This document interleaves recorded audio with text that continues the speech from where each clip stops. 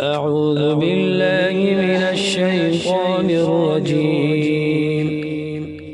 بسم الله الرحمن الرحيم.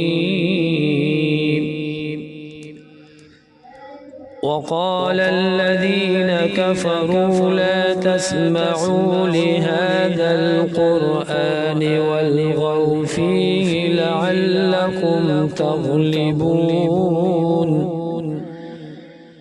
فلنذيقن الذين كفروا عذابا شديدا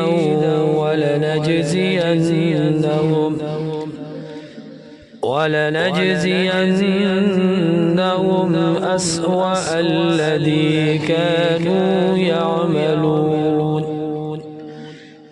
ذلك جزاء أعداء الله النار لهم فيها دار الخلد جزاء بما كانوا بآياتنا يجحدون.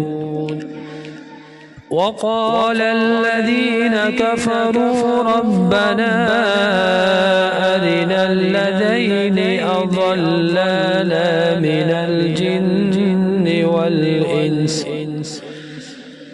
من الجن والإنس نجعلهما تحت أقدامنا ليكونا من الأسفلين. إن الذين قالوا ربنا الله ثم استقاموا تتنزل عليهم الملائكة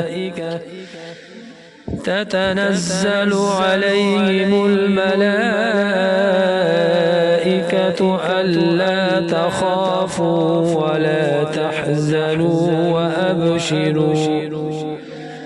وأبشروا بالجنة التي كنتم توعدون. نحن أولياؤكم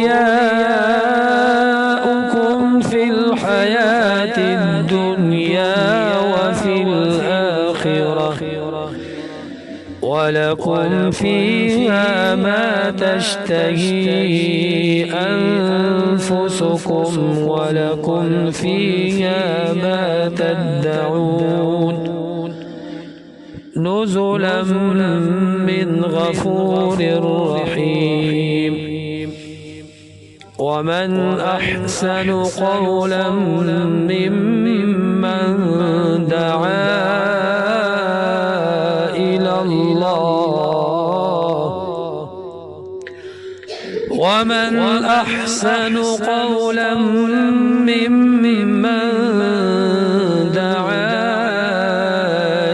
الله وعمل صالحا وقال إنني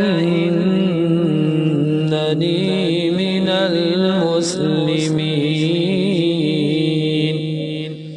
صدق الله العظيم.